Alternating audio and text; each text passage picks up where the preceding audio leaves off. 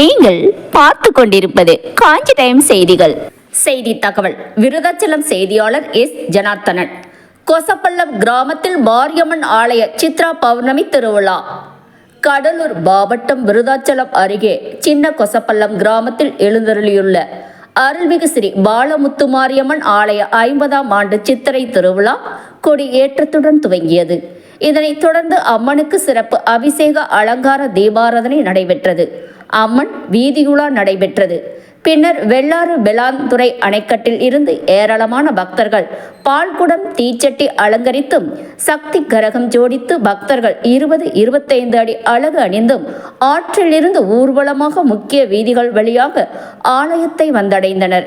இதனைத் தொடர்ந்து அருள்மிகு ஸ்ரீ பாலமுத்து மாரியம்மனுக்கு பால் அபிஷேகம் செய்து தங்களது நேர்த்திக்கடனை செலுத்தினர்.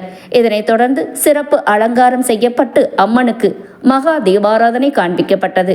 விழாவில் சுற்று வட்டாரத்தை சேர்ந்த ஏராளமான பக்தர்கள் வந்திருந்து அம்மனை தரிசித்து பிரசாதங்களை பெற்றுச் சென்றனர். இதற்கான அனைத்து ஏற்பாடுகளையும் விழாக்குழுவினர் ஜெயராஜ், வேல்முருகன், பழனிவேல், ராமன், தண்டபாணி, விழா ஒருங்கிணைப்பாளர் அழகுதுரை மற்றும் உபயதாரர்கள் ஆகியோர் செய்திருந்தனர். நம்ம செய்தி சேனலை சப்ஸ்கிரைப் பண்ணுங்க, லைக் பண்ணுங்க, கமெண்ட் பண்ணுங்க, ஷேர் பண்ணுங்க.